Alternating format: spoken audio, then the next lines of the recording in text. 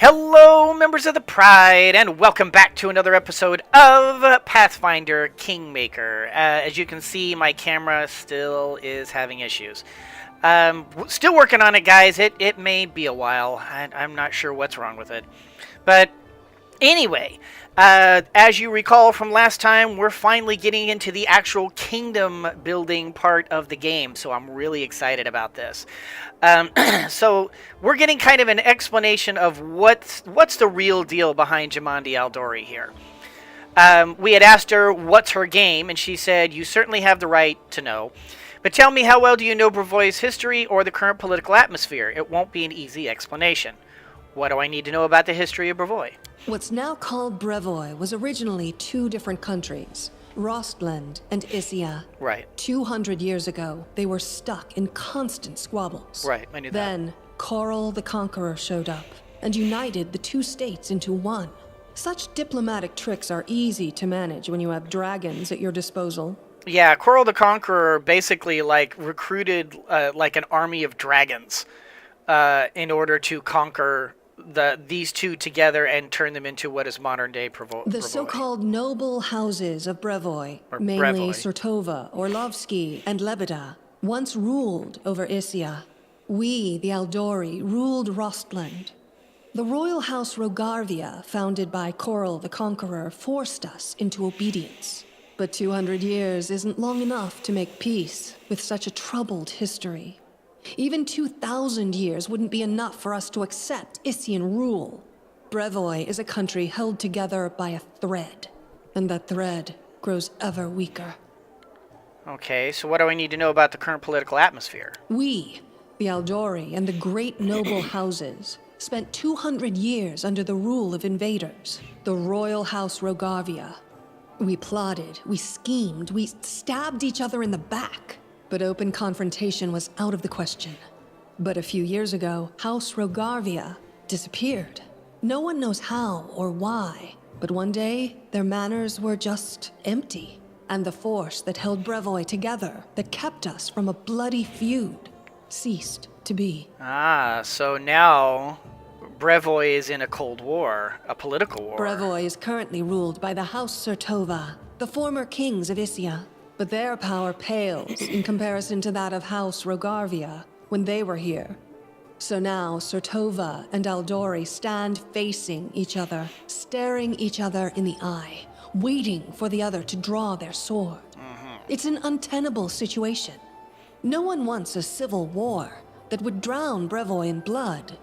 But peace between us is also out of the question. Alright, so just to give you a little background, you guys can kind of take a look at House Surtova here. They are not necessarily evil, but they're not good either. They are very much in it for themselves. And the Aldori, I mean, they're not exactly the good guys either. Their kingdom, I mean, the Aldori thinking is good-ish. It's definitely I guess gooder than Surtova. So I guess if you were to choose between the Aldori and Surtova, we would want to stand on the side of Aldori. But what role do I play in your plans? Rostland wants to regain its independence, and we will regain it. The power the Isians hold over us is humiliating and costly, and the Surtovas won't give us our freedom without a fight. That is, unless there is some external power that can force everyone to sit down and talk. Do you see where this is going? That's where we come in. The stolen lands are disputed territory. Brevoy can't appropriate them without raising protests from each of the neighboring states. However, if some brave people were to found independent states on that land, it would be another matter entirely. My hope is that you and your future neighbors, Baron Hannes Drelev and Captain Mager Varn, will become our allies. But Varn. Even your neutrality would introduce a powerful counterbalance to the aggression of the noble houses. Maybe, with your help, the inevitable division of Brevoy can occur without too much pain. Okay, so I kind of see where she's going with this. Basically, she's setting us up to be At best, someone who can sort of strong-arm Brevoy into sitting down and figuring out their troubles, and at worst, it would, our mere presence is going to prevent the noble houses from going to war at each other, because it would weaken each other so badly that we, the stolen lands, under my authority, might come in and take them over. It's bold. It's not bad. It's an interesting political move here. Don't the Sword Lords have any other foreign allies capable of playing this role? We hope to get some help from the Maivani Eldori, the descendants of the Sword Lords who have fled from Coral's rage to build a new nation in the south. But the Isians know this well, and are doing everything they can to deny us this help. I won't go into details, but if my intelligence is correct, if a civil war starts in Brevoy, Maivan will be too occupied with its own inner troubles to interfere. Yeah, in other words, they've already moved to prevent that particular...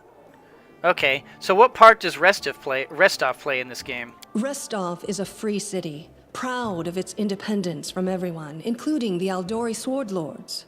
But when it comes to Rostland's liberation, our goals align. This whole plan is our joint creation with Lord Mayor Yosef Selemius. So Restov stands to benefit if the Aldori Sword Lords split from Brevoy and create Rostland and Issia again. My guess is, if I was to guess, most likely Jamandi has made a deal with Restov so that Restov would become its own independent nation if they did. But independent, but allied with the Aldori. That's interesting. If Natala is already here, why did she let you grant me the title? Actually, she could still intervene and disrupt the proceedings. But she's a Sertova. Their games are always complex and multi-layered. They're always looking for ways to turn defeat into victory. If she's decided to allow you to become a baron, it means she already has some idea of how she can turn it to her benefit. Let's consider how she could do so. I already have kind of an idea, but what do you say? Maybe she understands that Rostland will inevitably separate, and she doesn't want a war. In that case, new states in the Stolen Lands give the Isians a reason to sit down and talk without losing face. Reasonable. But that's an optimistic view. And truth be told, it doesn't quite match up with what we've come to expect from the Sertovas. Yeah, me either. The more likely scenario is that Natala wants to win you over to her side. Definitely. If war breaks out and at least one of you stabs us in the back, Rostland will be surrounded by enemies. That might be enough to bring about our downfall. But you would fall first, and your newly formed states would be left in ruin. The Isians always like to have someone around to pull their chestnuts out of the fire for them. A piece of friendly advice? Don't do business with House Sertovas, no matter what promises they make you. Any deal with the noble houses is a deal with devils. True enough. Although, to be fair, the same thing could be said of the Aldori. When it comes to politics and kingdoms and such, they're pretty... Both sides are willing to do whatever it takes. So, what happens next? How should I know? We're in the middle of a big game. And today, you move from being merely a piece on the board to being one of the players. Yeah, thank you for the explanation. I hope you have a better understanding of what's at stake. Alright, well, I don't need an envoy. Don't think I'm trying to impose a nanny or a spy on you. We're neighbors now. You'll need someone knowledgeable about Brevoy's politics to act as an ambassador to your court.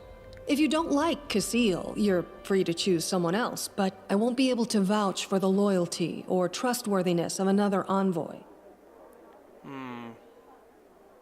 That is also reasonable. Enjoy your evening. When you're ready for the official part, come to me. Alright.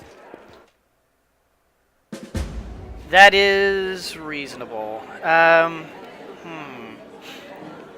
Alright, well, first of all, here's Jathal! Hey, Jathal! Jathal! Honey bun.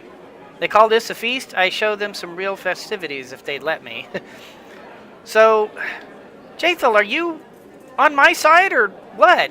Are you one of my team? What are you? Well, what's your deal? Okay, we've got a lot of named people here. Let's talk to Varn. Varn was one of the Magar Varn was one of the guys who was who was like one of the other people who went to tame the stolen lands. This man is obviously more comfortable on the battlefield than in the company of nobles. He's well built, but the expensive waistcoat he's wearing doesn't quite fit properly, as though it were borrowed.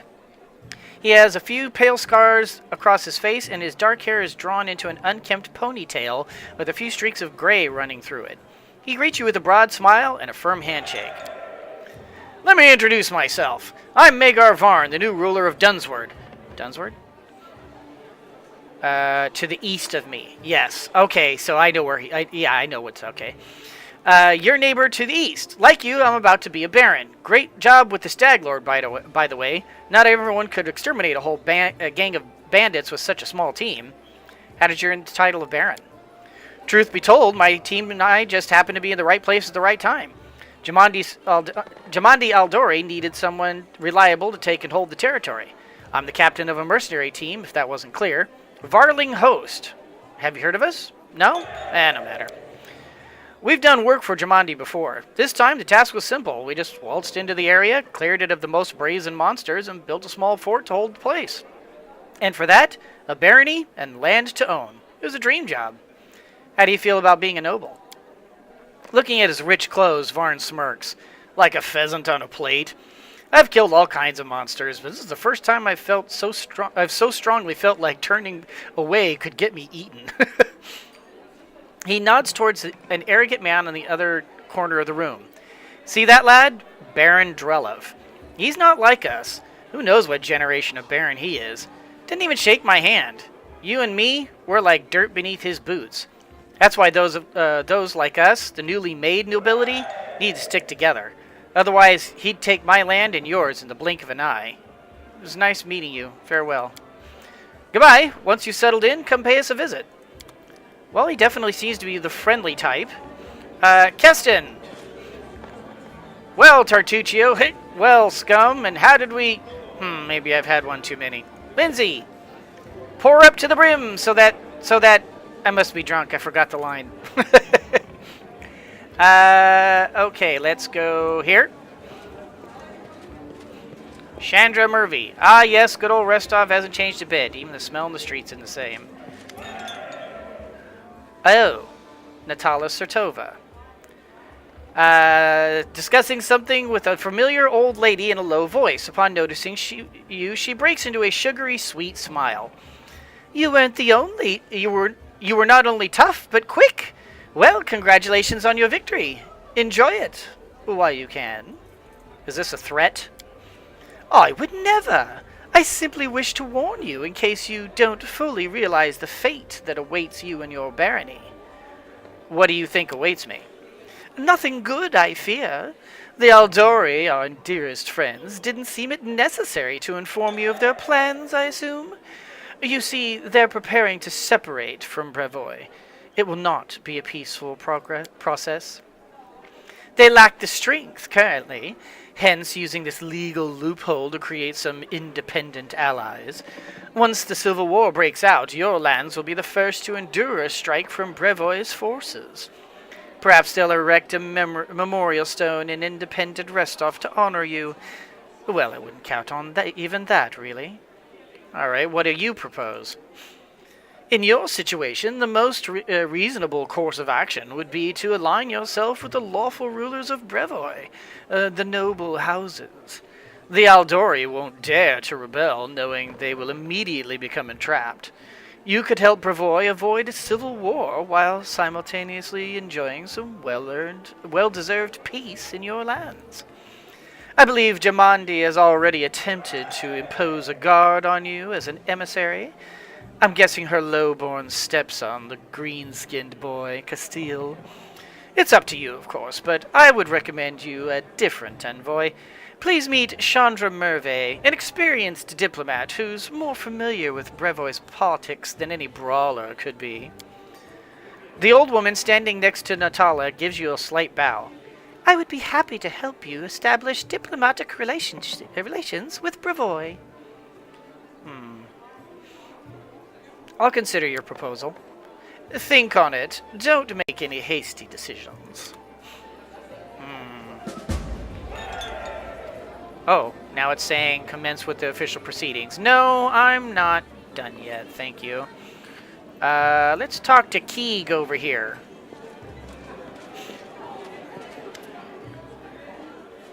A handsome man with a weather-beaten face grasps your hand tightly in his rough, calloused palms. Unlike the rest of the guests in their festive clothes, he wears a simple robe. The only luxury you see on him is a holy symbol of Erastil made of solid gold. The other guests look at him with respect, some bordering on awe.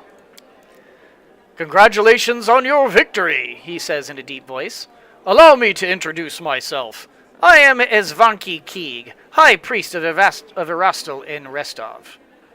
Do many people in Restov venerate Erastil? They revere many gods in Restov. They pray to Abadar, patron of cities, and Pharasma, gatherer of souls. There are also more rare cults, but there's no denying that the stag god has the largest congregation here. And no wonder. People here have lived off farming and hunting for centuries. You're dressed surprisingly simple for such a festive occasion. The corners of the priest's mouth turned up in a faint smile. The nobles dress in silks and satins to stand out from the poor.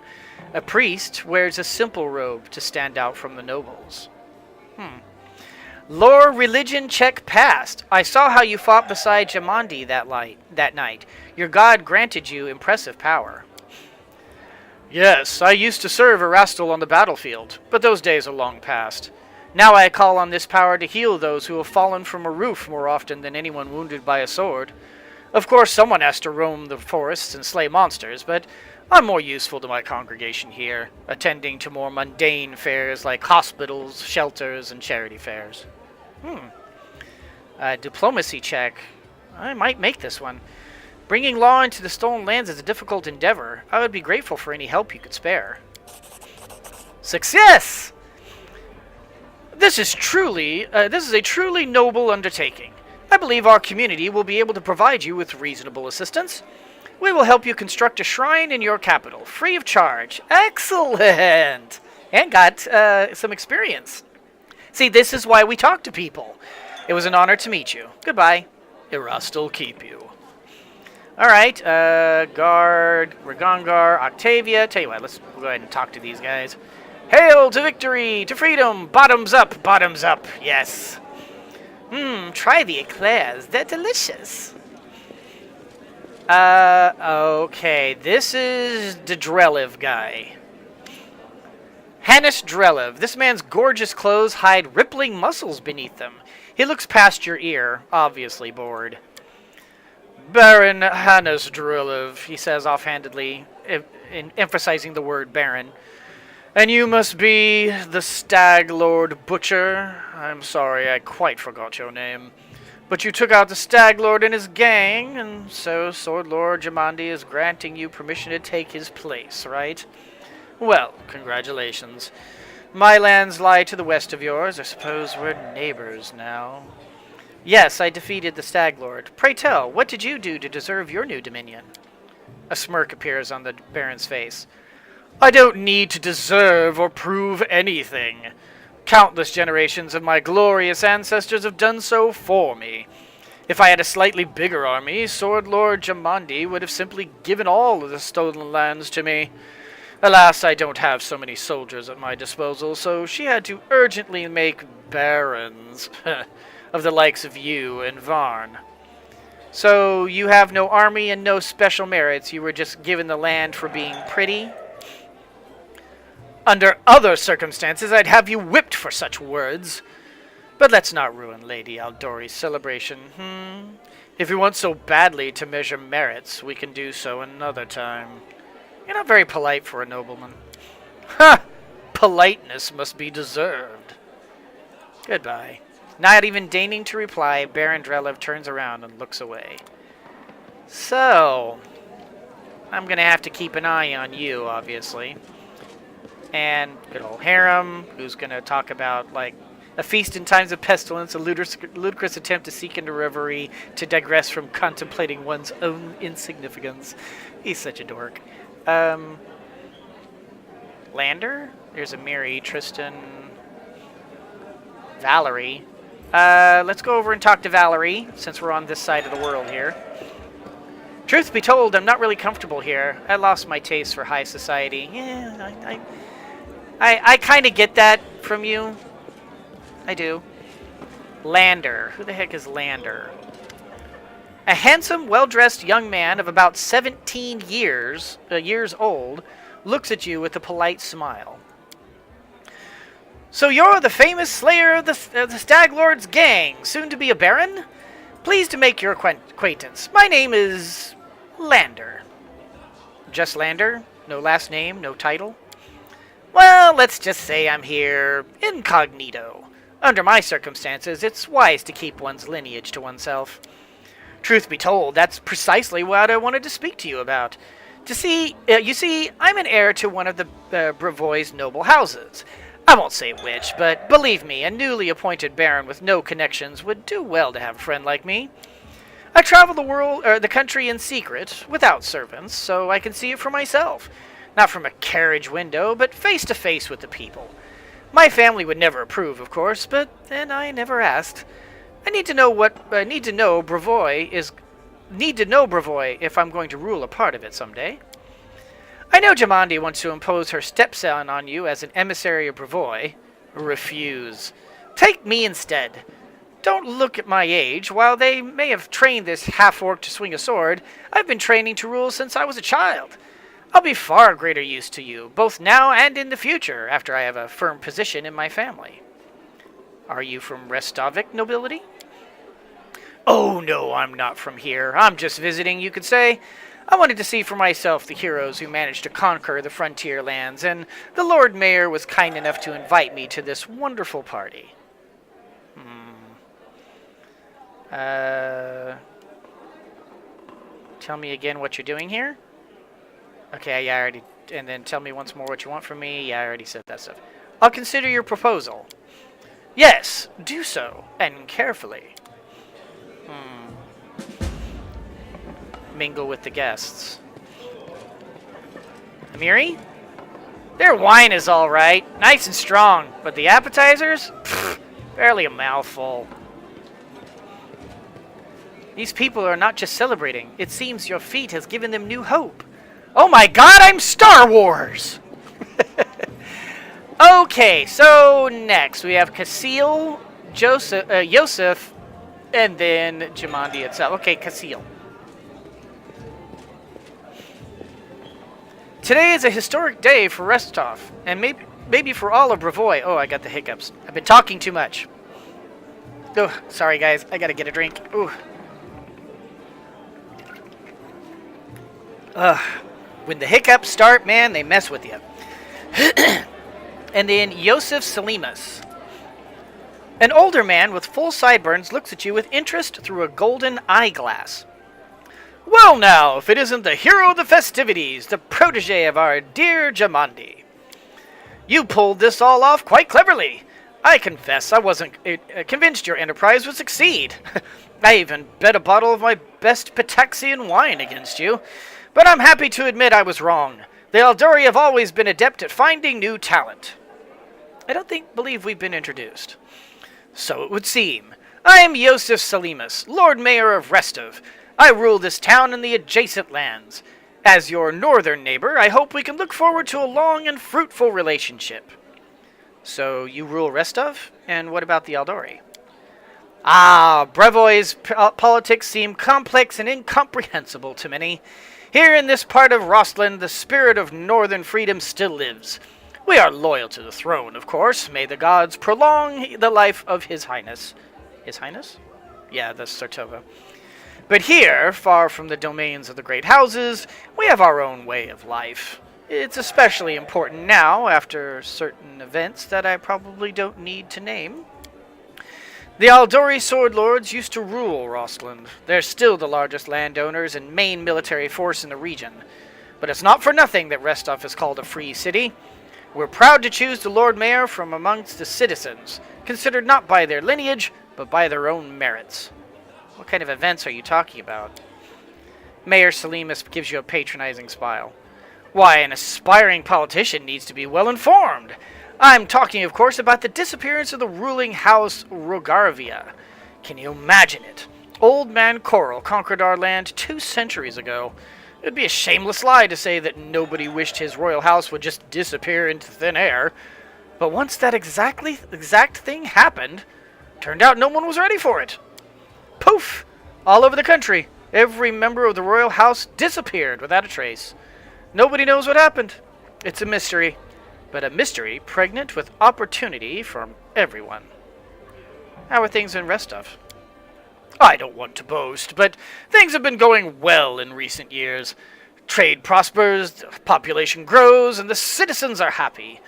Although recently, especially after the disappearance of House Rogarvia, more and more troublemakers have been appearing, and people are talking about the most shocking things.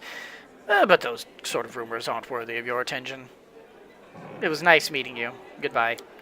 Please, wait a moment. Your young barony will need resources to establish itself, and from what I've been told, you're somewhat in need of financial assistance. I could organize and supply everything you need for construction and spread out the cost on extremely favorable terms. Really? Seriously, you're gonna sneaky. I'll explain in a minute, guys. I could immediately procure, say, 500 cartloads of building supply. Yep. Oh, I saw you coming a mile away, dude. I'm sure that would give you a good start. In exchange, I would ask a small favor. Until you repay the debt in full, you simply assume the obligation of contracting building services through Restov's Builders Guild. Do we have a deal? Okay, so if this is following the original tabletop, that means that we're using build points. And my guess is 500 cartloads is probably 500 build points, which is not a small amount, but I see what this guy's doing. So Rostov, my northern border, is basically trying to obligate me. They're trying to make the new country, the new kingdom, in debt to their neighbors. That way, you know, if they want to, they pull our strings. And I noticed down here, in the meantime, the only building services we can use is through Restov's Builders Guild. Let me guess. So you can jack up the prices and get back all those cartloads of building supplies and then some? No, I don't think so. Thank you for the offer, but this lion wasn't born yesterday. I can't accept it. It's your choice, of course. I just figured I'd mention it. It was nice meeting you. Goodbye. The feeling is mutual, I assure you. I look forward to hearing more of your dazzling successes soon. Uh-huh. Yeah, this is one heck of an interesting political game here, but I'm on to you guys. You're definitely, like, the bad guy. You're maybe the lesser of two evils, and this... Whoop, stop that. And this, Lander... I get a definite feeling that he's like an underworld figure. Like, he's like the mafia. Basically a mafia mob boss. And is trying to get in good with the new country. So... So, how do you like our little gathering? I hope you've made some useful connections. Shall we move on to the official proceedings? Before we begin, I'd like to talk about the envoy I'll be taking with me. My apprentice, Casil Aldori, will go with you, won't he? So, there are those that say, keep your friends close and keep your enemies even closer. Chandra would be an interesting choice. But I also get the feeling that she's going to be working against me the entire time, because I think Sertova is going to try to undermine my kingdom in order to aggressively try to take me over. So she's a no-go. Young Lander, good old Lander, Like I said, I suspect he's a mob boss of some sort, or at least maybe like a son of a mob boss. Don't trust him at all. Casil, while I think the Aldori are being straight with me, and I do like that, I would prefer to deal with a straight shooter, much the reason why I like Varn. I do suspect that Casil is, in fact, a babysitter. She's looking out after her interests by sending Casil. I think I'll go ahead and go with the Casil. I think that's the lesser of three evils here. Whatever you choose, I won't argue.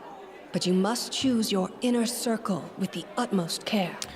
All right, let's begin. Excellent. Stand here. Lords and ladies, today we are here to honor 3 brave people who have done the impossible. They've tamed the stolen lands. Baron Hannes Drelev, the new master of Glenabon. Boo. Captain Maegor Varn, the conqueror of Dunsworth. Yay! And finally, me! The tamer of the Shrike Hills, who put an end to the atrocities of the Stag Lord's bandits. Step forward. Yeah, screw you two. I get to step forward. Screw you two. On behalf of the people of the free city of Restov, I confer upon you this noble title. Rise, your grace.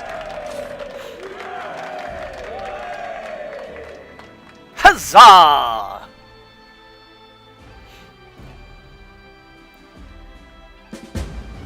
Celebration is over. It's time to return. Well, interesting. We're loading up the new screen. And we're loading. We're loading. Victory. The Stag Lord's dead, and the capital of the new barony has been built in place of his fort. That was how the long and challenging taming of the stolen lands began.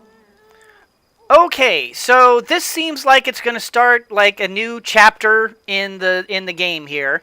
So I think I'm going to go ahead and end this episode here, and we will continue with the actual like kingdom building part of it by itself. Guys, I realize that this was all talking in this episode, but I really wanted to get a feel for the political side of this, because I get the feeling this is going to end up being a big part of the game. For tabletop, politics was huge in the tabletop, if you wanted it to be.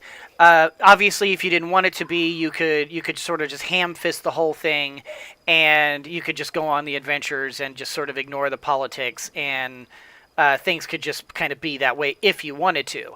But for me and the gaming group that I was with, we really got into the politics of it. It was really a lot of fun. The give and take, the cut and thrust of trying to build an empire. Build an empire from like the other. Basically, not only were the other two lords that in the stolen lands, like we had to deal with those, but we also had to the north, Restov, and to the south. I can't remember who was to our south, but we had like some stuff to our south too. So yeah, I mean, we really got into that. So I really wanted to kind of get a feel for this, just in case they decide to embrace that part of the thing here. So I'm still not seeing Jaethal in this anywhere. Huh. Do I just... Then again, I don't see Harem either, so I don't know. Weird. Oh well. But anyway, guys, that's going to do it for this particular episode. I hope you all enjoyed it. If you did, do the liking and the subscribing and the commenting down below. You guys are fantastic fans. Thank you so much for watching. And as always, everyone, always remember that anyone can be a mouse that roars, but it takes someone special to be a lion that squeaks. So embrace your inner lion and squeak on! Now we get into the actual kingdom building of this. This was my favorite part of this game. I really enjoyed this. Yay!